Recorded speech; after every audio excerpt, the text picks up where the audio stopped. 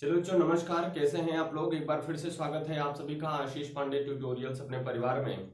आज तीज है बच्चों, तीज की आप सभी बच्चों को हार्दिक शुभकामनाएं और जो माताएं बहनें भाभियां हैं उन सबको भी हार्दिक शुभकामनाएं। बच्चों आज हम परसेंटेज की एक नए टाइप के क्वेश्चन पर चर्चा करेंगे। 28 टाइप के क्वेश्चन मैं आपको सिखा चुका हूँ। आज हमारा जो क्वेश्चन होगा वो 29वें टाइप का होगा। सर कुछ चीज कट तो नहीं रहा? एकदम सही है सर, कोई दिक्कत तो नहीं आ रही? अब ब्राइटनेस वगैरह खराब तो नहीं? भाई थोड़ा सा कैमरा नया है, हम लोग अनभिज्ञ आदमी हैं और आज सर आए नहीं हैं तो आज जो दूसरे वाले भैया हैं बस वो सेट कर रहे हैं, इसलिए आप लोग थोड़ा एडजस्ट कर लिया करो भाई। लेकिन नए नए आदमी, टेक्नोलॉजी बारे में कोई जानकारी है नहीं हमें, आप लोग जो सलाह देते हैं उसी के हिसाब से काम करता हूँ। कुछ बच्चे कह रहे हैं सर डिजिटल बोर्ड लगवा लीजिए। भाई डिजिटल बोर्ड लगवा देंगे, लेकिन आप लोग अधिक से अधिक लोगों को जोड़ो तो पहले। जब आप लोग एक साथ 500-500 लोगों को जोड़ने लग जाओगे तो उस दिन समझ लेना कि मैं डिजिटल बोर्ड दूसरे तीसरे या 1 महीने में मैं डिजिटल बोर्ड लगवा दूंगा, प्रॉमिस है। ठीक है, तो आप लोग अधिक से अधिक लोगों को जोड़ो। देखो डिजिटल बोर्ड लगवा देते हैं। तो अभी बच्चे जो पिछली वाले टाइप में हमने सीखा था वो ये सीखा था कि कुछ परसेंटेज ये पीते हैं, कुछ परसेंटेज ये पीते हैं, कुछ ना कुछ जरूर पीते हैं। ऐसे 2 सवाल मैंने आपको बताए हैं। एक तो ये बताए हैं जो दोनों पीते हैं, लेकिन कुछ ऐसे भी हैं जो कुछ नहीं पीते थे। और एक सवाल मैंने ऐसे आपको बताया कि कुछ ना कुछ पीते तो जरूर हैं, चाहे वो कॉफी पीते हो, चाहे वो चाय पीते हो, कुछ भी करते हो, लेकिन पीते तो जरूर हैं। आप आगे इसके हम लोग सवाल फिर से 2 टाइप के डिस्कस आपसे एक साथ करूंगा, 29 और 30 टाइप के क्वेश्चन। तो पहले 29 बताता हूं, फिर इसी में 30 बताऊंगा। दोनों सवाल को दोनों के साथ रहेगा। तो 2 टाइप मैं यहां पे लिखता हूं, टाइप 29 और टाइप 30। अब मान लीजिए कि किसी व्यक्ति की एक आय है, किसी व्यक्ति की एक आय है, ठीक है, मान लीजिए कुछ भी आय है, ठीक। 2 तरीके से अपने आय का वो खर्च करता है मेरे दोस्त, 2 तरीके से अपनी आय का वो खर्च करता है। एक तो जो आय है उस पर 20% भोजन पर, 10% शिक्षा पर, 10% यातायात पर, 10% अन्य खर्चों पर खर्च करता है। और दूसरी वाली बात में यह कहता है कि किसी व्यक्ति की कोई आय है और वो इस आय का कुछ इस तरीके से खर्च करता है कि अपनी आय का 20% वो खर्च कर दिया भोजन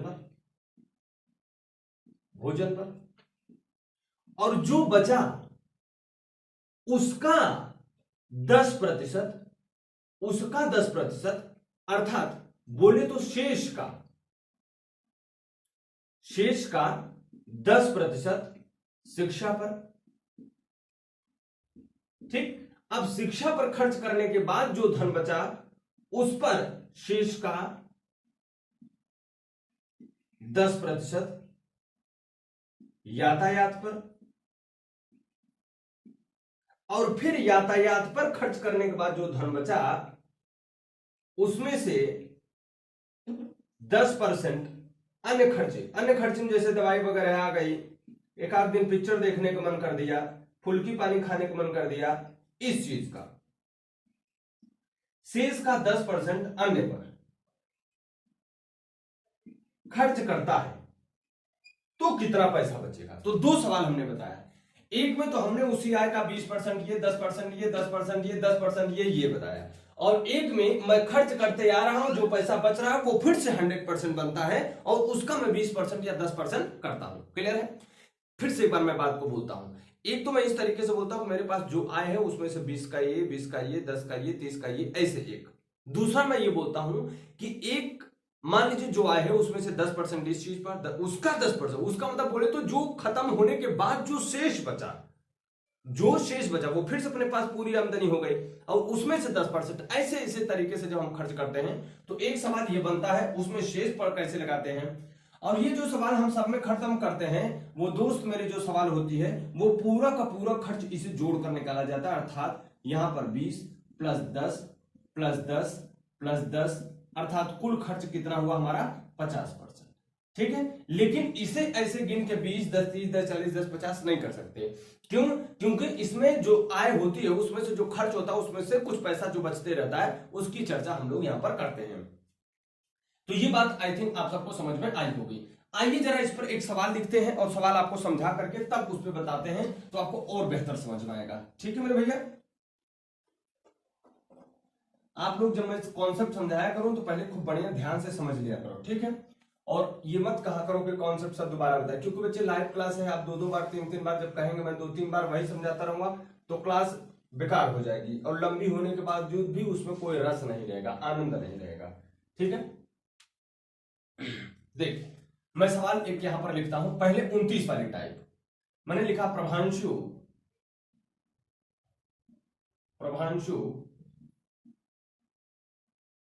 अपनी आय का 30% भोजन पर 30% भोजन पर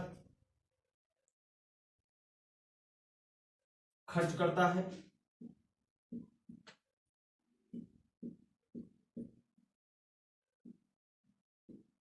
10% नहीं 20% शिक्षा पर खर्च करता है,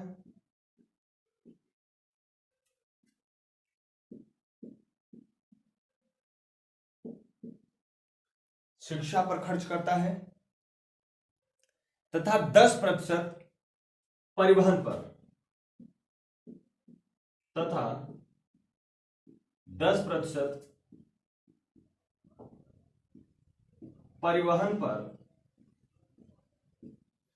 खर्च करने के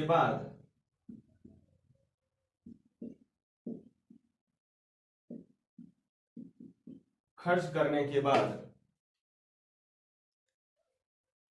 शेष बचाता है, शेष धन बचत करता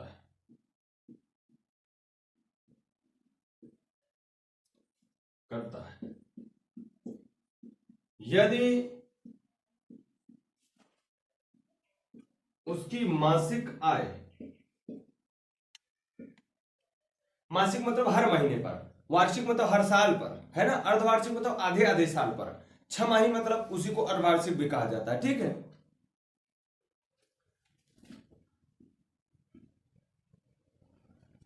यदि उसकी मासिक आय 20,000 रुपए हो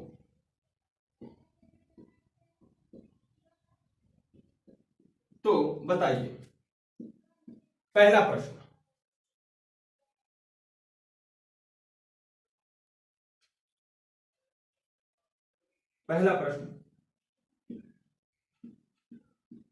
शिक्षा पर कितने रुपए खर्च करता है?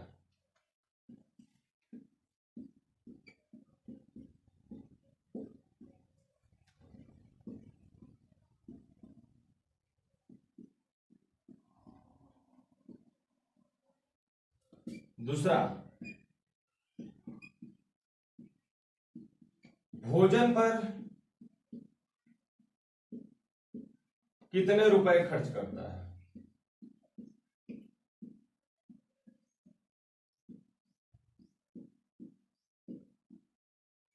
तीसरा प्रश्न, कितने रुपयों की बचत करता है?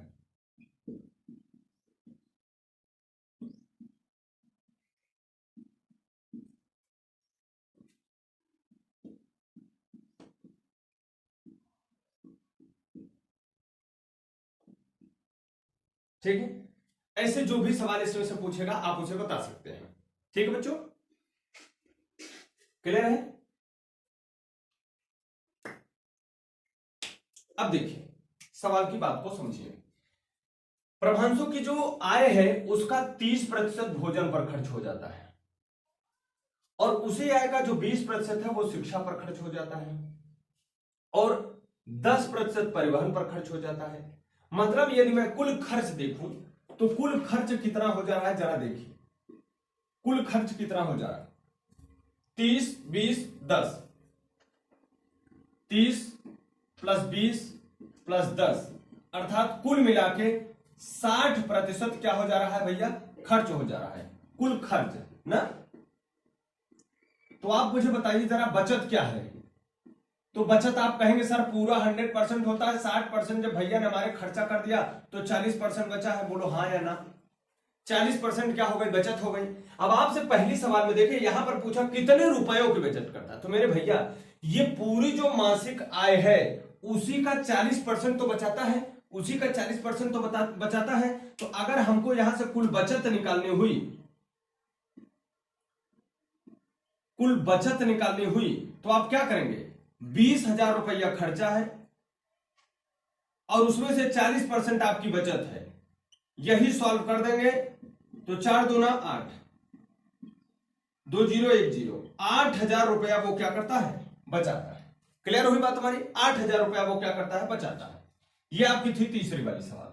देखिए पहली सवाल क्या है, शिक्षा पर कितने रुपए खर्च करता है। तो आप बताएं मुझे जरा, अपनी आय का 30% तो भोजन पर खर्च कर दिया, 20% वो अपनी शिक्षा पर खर्च करता है। ठीक, तो किसका 20%, ये अपनी आय का ही 20% शिक्षा पर खर्च कर रहा है। तो शिक्षा पर कितना खर्च होगा, शिक्षा पर खर्च, ये देखिए बड़ी सरल सवाल है। 20,000 रुपया अगर वो कमाते हैं तो उसका 20% की शिक्षा पर खर्च कर रहे हैं, तो 20/100 अगर आप करेंगे तो ये 4,000 रुपया जो होगा वो किस पर खर्च करेंगे भैया, शिक्षा पर खर्च करेंगे। 4,000 रुपया किस पर खर्च होगा, शिक्षा पर खर्च होगा। क्लियर हुई बात। अब करें भोजन पर कितने रुपए खर्च करते हैं। तो देखिए भोजन पर कितने रुपए खर्च करते हैं भैया, भोजन पर उतने रुपए खर्च करेंगे, भोजन पर उतने रुपए खर्च करेंगे जितनी उनकी आय है, और उस आय का 30% जितना होगा वही भोजन पर खर्चा होगा। तो 30% बोले तो 30/100। सर कोई कुछ चीज कर तो नहीं रहा, नीचे आ रहा है, 3 दूना 6,000। तो ये 6,000 रुपया वो किस पर खर्च करते हैं, अपना भोजन पर खर्च करते हैं। आई बात समझ में। अब 10% ये अपने परिवहन पर भी खर्च करते हैं। तो अगर यहां से परिवहन का भी निकालने के लिए आपसे बोल दे, परिवहन के लिए निकालने के लिए बोल दे, तो आप यहां से परिवहन का भी निकाल सकते हैं। कितना, 20,000 का 10%, 20,000 का 10% कितना हो जाएगा, दोनों जीरो कटा दिया, 2,000 रुपया। 2,000 रुपया क्या हो गया इनका, वो परिवहन पर खर्च। लेकिन ये सवाल मैं कैसे मानूं कि ये सही है, ये सवाल मैं कैसे मानूं कि सही है। पहले आप इसे देखो कि पूरा खर्च और पूरी बचत मिला करके यदि आपका पूरा 20,000 रुपया होता है तब तो ये बात सही है, नहीं तो बात गलत है। तो मेरा जरा देखिए खर्च कितना हो रहा था, 60% हो रहा था, खर्च 60% हो रहा था। तो 60% अगर हम निकालेंगे तो 20,000 का 60% यदि आप निकालेंगे बच्चों तो कितना हो जाएगा, 6 दूना 12,000 रुपए। मतलब 12,000 रुपए क्या हो रहे हैं, आपके पूरे खर्च हो रहे हैं। बचत कितने परसेंट है, 40%। कितने परसेंट की बचत है, 8,000। तो पूरा जोड़ेंगे तो कितना होगा, 20,000। क्लियर हो रही है हमारी बात। यहां से भी अगर आप जोड़े तो भी आप इसे जोड़ सकते हैं। देखिए 8 6 8 4 12, 12 6 18, 18 2 20,000। क्लियर हो गई बात। तो सवाल इस तरीके से इसे लगाई जाती है, इसे आप लोग लिखें। फिर एक सवाल मैं आपके लिए और लिख के बताता हूं, जल्दी से इसे एक बार लिखे बच्चों, जल्दी से लिखिए।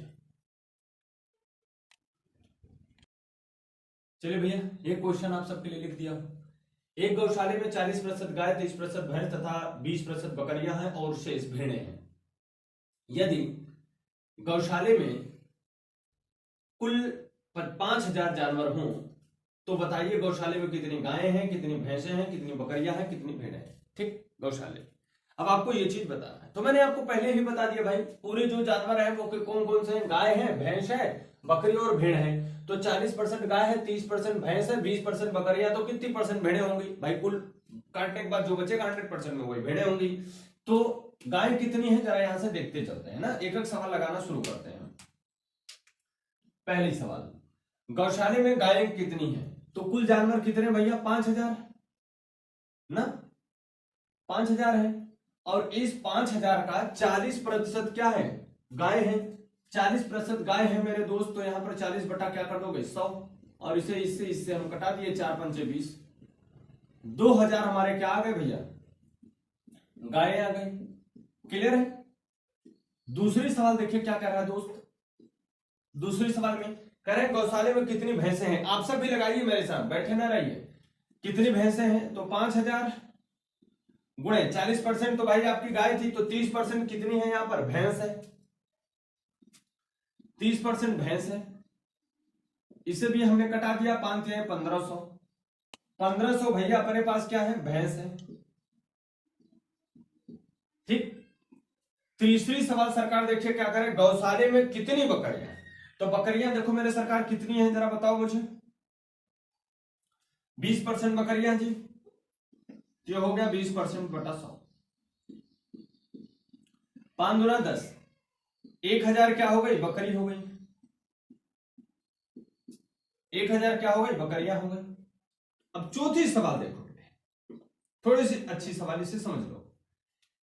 कह रहे हैं गौशाले में गायें कितनी है, पता चल गया। गौशाले में कितनी भैंसें हैं, पता चल गया। गौशाले में कितनी बकरियां, पता चल गया। अब कह रहे हैं शेष जो है वो भेड़ें हैं। तो आप दो काम कर सकते हो भाई, ये पूरी जानवर को जोड़ करके इस पूरे जानवर 5000 में से निकाल दो। एक तो ऐसे आ सकता है, दूसरा ऐसे कि 40%, 30% और 20% मिला के कुल 70 कितना हुआ, 40 30 70 70 20 90% क्या हो गई, गाय भैंस और बकरी हो गई। तो कितना बचा, 10%। तो 10% कैसे हुआ, हमने 100% में से माइनस कर दिया कितना, 40% गाय, 30% भैंस, 20% बकरी, ये हमने माइनस कर दिया। तो हमारा कितना बचा, 100%। और ये 40 30 70 20 90। अब हमारा जो बचा वो कितना बचा, 10%। और ये 10% हमारे पास क्या है चाचा, भेड़े हैं। 10% क्या है, भेड़े हैं। ठीक है, क्लियर हो गई बात। 10% भेड़ है, तो आप इस 5000 का 10% निकाल लीजिए, आपको भेड़ों की संख्या पता चल जाएगी। 5000 गुणित 10 बटा 100, ये हमने कटा दिया। तो कितनी भेड़ें आ गई सर, 500 भेड़ें आ गई। कितनी भेड़ें आ गई सर, 500 क्या आ गई, हमारी भेड़ें आ गई। क्लियर हो गई हमारी बात यहां तक सबको। एक और तरीके से लगा सकते हो भेड़ों की संख्या, कैसे जानते हो, देखो ये 2000 और ये 1500 कितना हुआ, 3500। 35 और एक 4500, तो 4500 अगर इसमें से घटा दोगे, इसमें से कुल जानवर में से 5000 में से, तो 500 बचेगा। और यही 500 क्या होंगे, हमारी भेड़ें होंगी। समझ में आई बात, बोलो हाँ या ना, सबको समझ में आ गया। अब अगर इतनी सवाल आपको समझ में आ गई, तो अब देखिए इसकी एक अलग टाइप की बात करता हूं। अगर मान लीजिए ऐसे कहे, इसी सवाल को अगर हम इस तरीके से कहें कि मान लीजिए गौशाले में जो है वो 40% गायें हैं, शेष का 30% भैंस है, और शेष का 20% बकरियां हैं, और शेष भेड़ें हैं।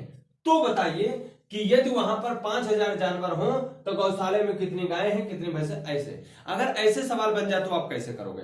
तो मैंने जो शेष वाली बात बताई थी उसे थोड़ा सा आप समझते हैं, तब उसके बाद आपको बताता हूं। ठीक, मान लीजिए हमने कोई जानवर ले, कोई चीज ले लिया, 2000 हमारे पास है। ठीक है, अब ये 2930, अब 29 टाइप सवाल हो गया। 30वां, अब ये सब सवाल आप लोग कोई प्रैक्टिस सेट रखे हो, कोई बुक रखे हो, तो आप उसे खोल करके उसमें से लगाया करिए। नहीं आए तो आप प्रॉब्लम सेंड किया करिए। देखो बच्चे, हम कह रहे हैं हमारे पास कुल मिलाकर के 2000 किताबें हैं। ठीक, 2000 किताबें हैं। इसमें हमारे पास मैथ्स की है, इंग्लिश की है, साइंस की है, और जो शेष है वो हमारी जनरल स्टडीज।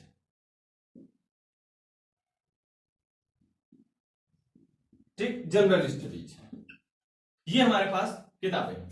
लेकिन ऐसे नहीं है, ये ऐसे हैं कि जितनी किताबें हैं उसका 20%, मान लो मैंने यहां पर लिख दिया 40% गणित है, 30% अंग्रेजी है, 20% साइंस है, और 10% जो बची है रिमेनिंग बुक्स जो है वो हमारे क्या है, जनरल स्टडीज। लेकिन अब ये कहेगा कि जितनी किताबें हैं उसका 40% गणित, लेकिन अब ये नहीं कहेगा कि उसका 30% अंग्रेजी, उसका 20% साइंस, उसका 10% जनरल स्टडीज, ऐसा नहीं कहेगा। अब ये क्या कहेगा, वो ऐसे कहेगा कि 2000 किताबें हैं, और 2000 का 40% जो है वो हमारी गणित है। शेष का मतलब जो 2000 में से अब निकालने के बाद जो बचा उसके शेष का 30% अंग्रेजी है, फिर जो बचा शेष का वो 20% साइंस है, फिर जो बचा उस शेष का 10% आपकी जनरल स्टडीज है। ऐसे कहेगा सवालों को। तो कैसे लगाओगे, याद रखना जो पहले वाला आइटम होता है वो हमेशा सेम आता है। तो यहां पे 2000 का अगर हम लोग 2000 का अगर हम 40% निकालने लग जाएंगे तो ये 8000 किताबें किसकी आएंगी, मैथ्स की आएंगी कि नहीं। अब कहा है शेष का 30% है ना, तो 8,000 किताबें इस 800 है, ठीक है। अब शेष का मतलब ये 2000 कुल किताब थी, 800 किसकी हो गई, गणित की हो गई, इसे निकाल दो। अब कितनी बची, 1200। तो इस 1200 का 30% जो होगा वो क्या होगी, ये आपकी अंग्रेजी होगी। तो 1200 का 30% यदि आप यहां से निकाल लेंगे इसे, तो 12 यहां 36, 360 किताब क्या होगी आपकी, इंग्लिश होगी। बात सुन में। अब कह रहे हैं शेष का 20% आपका साइंस है, तो ये 1200, ये जो 1200 किताबें थी उसमें से अब तो 360 निकल गई है। अब 360 जो निकल गई, अब कितनी बची, उसका 20% ही आपको निकालना पड़ेगा। ऐसे ही निकालते चले जाएंगे जनरल स्टडीज का। तो इस तरीके से जब सवाल लगाना होगा तब आप कैसे लगाएंगे, तब ये सवाल हम लोग इस तरीके से हल करेंगे कि एक का निकाल लीजिए, उसका परसेंट है। अब अच्छे अगर बच्चे मान लीजिए हमको डायरेक्ट इसी का निकालना है, तो आप कुछ मत कीजिए। देखिए आपके पास 2000 किताबें हैं, डायरेक्ट मेथड बता रहा हूं, 2000 किताबें हैं, बच्चे 40% जब गणित की होगी तो 60% तो बची हुई होगी ना किताब। बोलो 60% किताब बची होगी, तो हम यहां पर कर दिए 60%, 60/100। इसकी साइंस की बुक निकाल रहा हूं। दूसरे, अब जो ये 60% किताब बची उसका ये 30% अंग्रेजी थी, तो यदि 30% अंग्रेजी निकल जाएगी तो बताइए क्या फिर 70% बचेगा क्या, आप बोलोगे हाँ सर। तो यहां पर हमने लगा दिया 70/100। अब ये जो पूरी किताब आ गई, ये पूरी अभी तक यहां तक का मैटर था, ठीक है। अब आपसे कह रहा है 20% साइंस है, तो 20% साइंस है, तो यहां पर अब ये मत करिएगा कि यहां पर 80 लिख दें, नहीं, क्योंकि आपको साइंस की बुक निकालनी है, तो यहां से आप इसे 20% निकाल लोगे। क्लियर हुई बात। क्या हुआ सर, मोदी जी आ रहे हैं क्या, ठीक है। तो यहां पर 1 2 3 1 2 3 1 2 3 1 2 3, ये हमने इसे क्या किया, कट कर दिया, ठीक है सर। देखिए जरा, तो अब देखिए ये चीजें तो हमने देख लिया, ऐसे आप लगाया करेंगे ना। तो 2 × 6 × 7 × 2, यहाँ पे 6 दूना 12, 12 दूना 24, 24 7 ऐसे कर लेंगे तो आपको किसकी किताब निकल जाएगी, साइंस की निकल जाएगी, ठीक है। अब ये तो आपको समझा दिया मैंने कैसे करेंगे आप सब। अब आइए इस पर सवाल लगा करके देखते हैं। पहले मैं आपको आराम से इसकी एक एक मेथड को समझाऊंगा ना, शॉर्टकट पहले डायरेक्ट नहीं बताऊंगा, पहले मैं आपको समझा दे रहा हूं। एक बार मैं आपको एक सवाल लिख देता हूं, आप समझ लीजिए, फिर उसके बाद हम लोग सवाल पर आगे करते हैं, ठीक। तो आइए देखते हैं सवाल क्या है। देखिए सवाल क्या है, कितने रुपए की बचत करता है, ठीक है, कितने रुपए की बचत करता है, क्लियर भैया, कितने रुपए की बचत करता है। ये आपके सामने 4 सवाल मैंने लिखे हुए, इन्हीं 4 सवालों को हम सबको हल करना है। क्या क्या कह रहा, पूरी सवाल पिछली वाली सवाल ही उठाया हूं, बस एक शब्द बढ़ा दिया हूं, शेष, यही शेष शब्द बढ़ा दिया हूं। क्या है, जरा सवाल को फिर से पढ़ के समझ लेते हैं। कह रहा प्रभांशु अपनी आय का 30% भोजन पर, यहां तक तो कोई लफड़ा ही नहीं था, पिछले सवाल में भी यही था, इस सवाल में भी यही है। शेष का 20%, देखो बच्चे यहां पर एक शब्द जुड़ा है, शेष का। अगर मैं कहता है कि 20% शिक्षा पर, तो बात कोई दिक्कत न करती, लेकिन यहां पर जो बात मैंने रोकी वो है शेष का 20%। किसका है, शेष का 20%, और शेष का 10% परिवहन पर है, खर्च करता है, तथा शेष बचाता है उसकी। अब शेष की बचत करता मतलब ये सब करने के बाद जो बचेगा वो आप बचाएगा, ठीक है। अगर वो मान लीजिए कि महीने में 20,000 रुपया कमाता, 20,000 रुपया कमाता है, तो आपको बताना कितने रुपए शिक्षा पर, कितने रुपए भोजन पर, कितने रुपए परिवहन पर और कितने रुपए की बचत करता है। क्लियर है बात। हम पूरी चीज एक तरीके से निकालते हैं, भोजन पर, शिक्षा पर, सब चीज निकालते हैं, और फिर आपको एक शॉर्टकट तरीका बताऊंगा कैसे करेंगे। मान लीजिए पहली सवाल हम लोग लेते हैं कि अगर आपसे पूछो कि भोजन पर कितना खर्च करता है, तो भैया ये 20,000 रुपया कमाता है और इस 20,000 का 30% में भोजन पर खर्च करता है, इसमें तो कोई लफड़ा वाली बात ही नहीं है ना। तो हमने भोजन पर देखा बच्चे, भोजन पर कितना खर्च करता है, तो ये 20,000 रुपया है और उसका 30% किस पर खर्च करता है, भोजन पर खर्च करता है, तो ये कितना रुपया खर्च करेगा, 6,000 रुपया किस पर खर्च करेगा, भोजन पर। 6,000 रुपया भैया किस पर खर्च करेगा, भोजन पर। अब कह रहे हैं शेष का 20%, इसका मतलब ये जो टोटल रुपया अपने पास था 20,000, उसमें से 6,000 रुपया भोजन पर खर्च हो गया। अब कितना आपके पास बचा, तो आप जब 20,000 में से 6,000 निकाल देंगे तो कितना बचेगा, 14,000 रुपया। अब कह रहे हैं ये जो 14,000, ये जो शेष बचा है, ये शेष धन जो बचा हुआ है, इसी शेष धन का वो 20% शिक्षा पे खर्च करता है। किसका? इसके काटने के बाद जो धन बचा उसका 20% वो किस पर खर्च करता है मेरे दोस्त? शिक्षा पर खर्च करता है। तो शिक्षा पर कितना खर्च करता है अगर हम लोग यहां से देखें तो 14,000 का 20% वो किस पर खर्च करेगा? शिक्षा पर खर्च करेगा।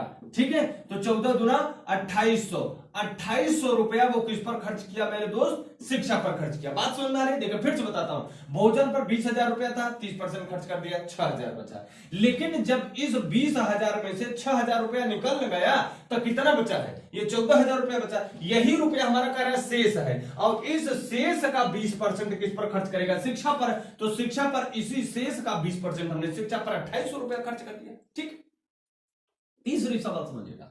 तीसरी सवाल कह रहे हैं कितने रुपए ये परिवहन पर खर्च करता है। तो अब आप बताइए क्या कर रहे हैं? शेष का 10%। किसका शेष? मतलब ये 2800 रुपया भी इसमें से अगर हम निकाल देंगे तो जो बचेगा वो किस पर खर्च करेगा? वो अपने परिवार पर खर्च करेगा। आई बात समझ में? तो अगर हम इसमें से ये जो हमारा 14,000 रुपया था, इसमें से हम 2800 रुपया निकाल देंगे तो जो बचेगा, यहां पर 2 जीरो लिख दिया, यहां पर 10 में से 8 गए 2 बचे, यहां पर बचा कितना? 3 में से 2 गए 1 बचा। ये जो आपका 11,200 रुपया शेष बच रहा है, 11,200 रुपया जो शेष बच रहा है भैया, ये तो शिक्षा पर आपका हो गया पूरा, ये आपका शिक्षा पे हो गया, ये वाला शेष राशि थी।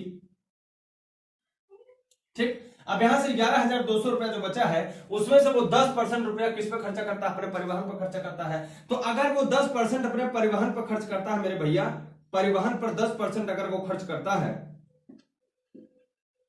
परिवहन पर 10% अगर वो खर्च करता है तो कितना? 11,200 रुपए का 10% क्या हो जाएगा? ये हो जाएगा कितना आपका? जरा देखिए, 1120 रुपया क्या हो जाएगा? आपका परिवहन पर खर्च हो जाएगा। 1120 रुपया किस पर खर्च हो जाएगा भैया?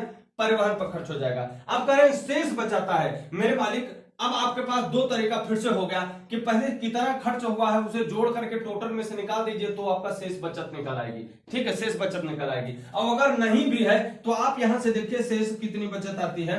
क्या करता है कि इतना रुपया इसमें से निकाल देंगे तो जो बचेगा वही ना बचत करेगा। तो अगर 11,200 रुपया में से हम 1120 रुपया निकाल देंगे, 1120 रुपया निकाल देंगे तो यही हमारी क्या हो जाएगी? बचत हो जाएगी। क्या हो जाएगी? बचत हो जाएगी। हाँ देखिए भैया, यहां से हमने क्या, यहां पर 0 का 0 लिख दिया, यहां बचा 10, 10 में से 2 गए 8 हो गया, यहां कितना बचा? 1 बचा। ठीक है, 1 में से 1 को घटा दिया भैया, 0 हो गया। यहां से 1 तो पहले से ही था, 1 में से 1 घटा दिया, 0 हो गया। तो यहां पर 10,080 रुपया जो होता है, 10,080 रुपया जो आपका होगा, यही आपकी क्या होगी भैया? बचत होगी। ये आपकी क्या होगी भैया? बचत होगी। बात समझ में आई? इतनी क्लियर बात समझ में आई? जरा अभी तक हम इस सवाल को पूरी बात एकदम सही नहीं कर पाएंगे। क्यों नहीं कर पाएंगे? क्योंकि जब तक हम इन पूरे रुपयों को जोड़े, हमारा पूरा आय का हिसाब किताब रेडी नहीं हो जाता, तब तक हम इस रुपए को सही नहीं मान सकते। तो आप देख रहे हैं 10,080 रुपया बचाता है, 1120 रुपया परिवहन पर खर्च करता है, शिक्षा पर 2800 रुपया खर्च करता है, और 6,000 रुपया अपने किस पर खर्च करता है? वो भोजन पर खर्च करता है। 6,000 रुपया किस पर खर्च करता है? भोजन पर खर्च करता है। अगर ये पूरा धन हम इकट्ठा कर लेंगे, पूरा घर जोड़ लेंगे, अगर ये मान लीजिए 20,000 रुपया होता है तब तो सवाल सही है, अगर 20,000 नहीं होता है तो ये बात हमारी क्या है? गलत है। तो आइए जरा जोड़ करके देखते हैं। देखिए मैं इधर थोड़ा क्वेश्चन वाला मिटा देता हूं।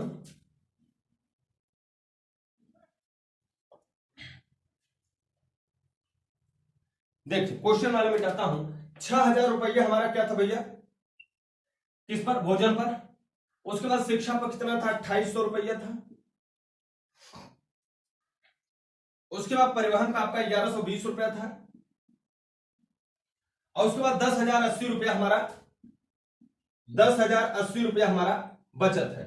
ठीक है, यही तो मामला पूरा है। आइए इसे जोड़ते हैं। यहां पर 0, यहां पर कितना हो गया? 8 और 2 10, हाथ लगा 1, 8 1 9 1 10, सही है। हाथ लगा कितना? 1 6 2 8 1 9 1 10 और 1 1 2। ये देख रहे हैं कि टोटल हमारा खर्चा और टोटल हमारी बचत निकाल रहे हैं तो उतना हो रहा है जितनी हमारी आय है, और अगर हमारी जितनी आय है उसी में खर्च कर रहे हैं तो ये दोनों चीजें हमेशा बराबर होनी चाहिए। इसलिए ये हमारी सवाल बिल्कुल क्या है? सही है। बात समझ में आई कि नहीं आई? अब बताइए सबको बात ये वाली समझ में आई कि नहीं आई? चलिए एक सवाल मैं आपके लिए और लिखता हूं, जल्दी से आप लोग इस सवाल को लिखें। इस सवाल को उतार लिया करिए। उसके बाद आप अगली सवाल को, मैं आपके लिए एक सवाल और लिखता हूं, फिर हम लोग अगले टाइप के सवाल पर चर्चा करेंगे जैसा समय रहेगा, ठीक है।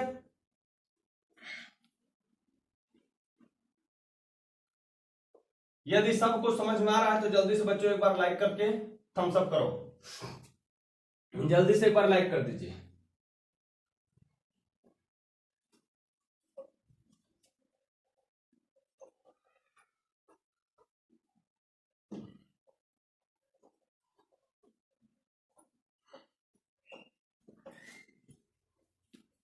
देखो भैया, अगली सवाल जो मैं एक आपके लिए लिख, पुस्तकें कितनी हैं, और दूसरा है अंग्रेजी की कितनी पुस्तकें हैं, ठीक है। अंग्रेजी की कितनी पुस्तकें हैं, अंग्रेजी की कितनी पुस्तकें हैं। सर कोई लाइट में प्रॉब्लम चल रहा है।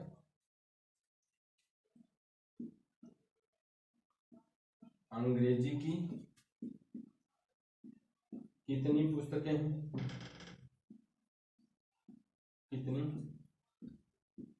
पुस्तकें हैं, जल्दी जल्दी लगाते रहिए भैया, जल्दी जल्दी आप सब लगाते रहिए। रीजनिंग की कितनी पुस्तकें हैं, रीजनिंग की कितनी पुस्तकें हैं,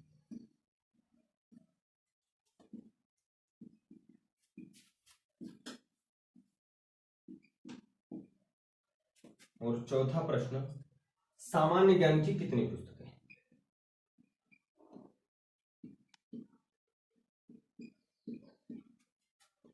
सामान्य ज्ञान की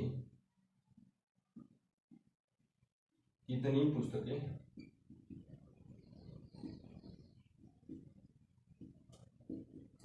ठीक, ये 4 सवाल फिर से हैं, बिल्कुल सेम टू सेम सवाल, आपको ऐसे ही लगाना, बस याद रखना है शेष वाली बात को ध्यान रखना, शेष वाली बात को विशेष तौर से ध्यान रखना, क्योंकि वही बात आपके लिए सबसे जरूरी बात होगी, शेष वाली बात को, ठीक है। आइए जरा देखते हैं, एक पुस्तकालय में 40% किताबें गणित की हैं, शेष की 30% अंग्रेजी की, 20% रीजनिंग की। अब आपसे पूछ रहे हैं गणित की कितनी किताबें हैं, सवाल नंबर 1, तो बिल्कुल सरल सवाल है, पूरी किताब 500 है, 500 किताब है, उसमें से 30% 40% जो किताब है वो गणित की है, तो यहां से आप 40% काट देंगे, तो ये किताब आपकी मिल जाएगी 4 पंचे 20, 200 किताब क्या मिल जाएगी, गणित मिल जाएगी, ठीक है।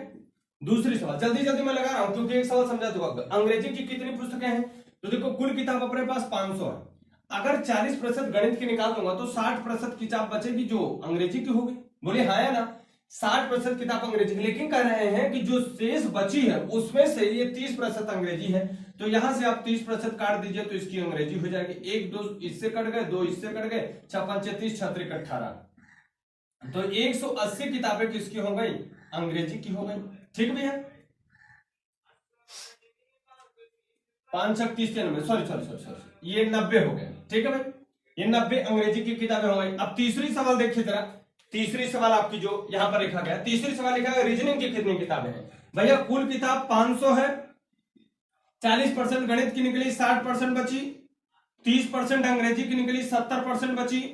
अब कह रहे हैं जो शेष किताब है उसी का ये जो आपका 20% है वो रीजनिंग है, तो यहां से 20% निकालेंगे सर, तो ये आपका बच जाएगा कितना, 20 पंचे 100, 5 5 से कट गया, 7 छकों के 42 आपकी मिल जाएंगे किसकी, रीजनिंग की, 42 आपकी रीजनिंग मिल जाएंगी। चौथी सवाल जो है वो कह रहे हैं सामान्य ज्ञान की पुस्तकें कितनी है, शेष पुस्तकें जो है वो सामान्य ज्ञान की है, मतलब ये पूरी के बाद जो बचेगी वो सामान्य ज्ञान होंगी, तो 500 गुणे ये देखिए 40% निकला मतलब 60/100, 30% अंग्रेजी मतलब 70/100, उसके बाद 20% रीजनिंग मतलब 80/100, और ये किताब पूरी निकाल देंगे तो जो बचेगा वही आपका क्या है, वो शेष किताबें जो है आपकी, वो है आपकी किसकी किताब, पूरी आपके पुस्तकालय में जीएस की किताबें हैं, तो अब जीएस की किताब निकालोगे तो इतनी किताब अगर निकाल दोगे तो जो आपकी बचेगी वो क्या होगी, वो पूरा जीएस। एक सवाल तो ऐसे कर सकते हैं, दूसरा आप ऐसे कर सकते हो कि इसको गणित को, अंग्रेजी को, रीजनिंग को पूरा जोड़ लीजिए और उसमें से 500 में से घटा दीजिए, जो बचेगा वो आपकी क्या हो जाएगी, पूरी आपकी क्या हो जाएगी बच्चे, वो आपकी हो जाएगी जीएस की, ठीक है। तो आइए एक तो ऐसे आप निकाल सकते हो, दूसरा तरीका भी आपको बता दूं कैसे करोगे वो भी देख लीजिए। हमको जीएस की निकालनी है तो 200 किताब ये, 90 किताब प्लस 42 किताब रीजनिंग की, इसे जोड़ोगे तो 9 4 13 1 3, ये 332 किताब हो गई। 500 में से जब 332 आप घटा दोगे तो 10 में से 2 गए 8, 9 में से 3 गए 6 और 4 में से ये, तो 168 किताब आपकी किसकी हो जाएगी, जीएस की हो जाएगी। आई बात समझ में, क्लियर हो गया एकदम। तो आप एक तरीका ऐसे कर सकते हो और एक तरीका जिस तरीके से ये बताया, तो आप दोनों तरीके से सवाल को कर सकते हो। क्लियर बच्चों, आज की सवाल 30 टाइप तक की सवाल करा दिया हूं। इसके आगे की सवाल जो मिश्रण टाइप के सवाल होंगे वो अगले लेक्चर में कराऊंगा। आज इतना ही रखेंगे, फिर मिलते हैं कल आपसे इसी टाइम पर। ठीक है बच्चों, तब तक के लिए जय हिंद जय भारत।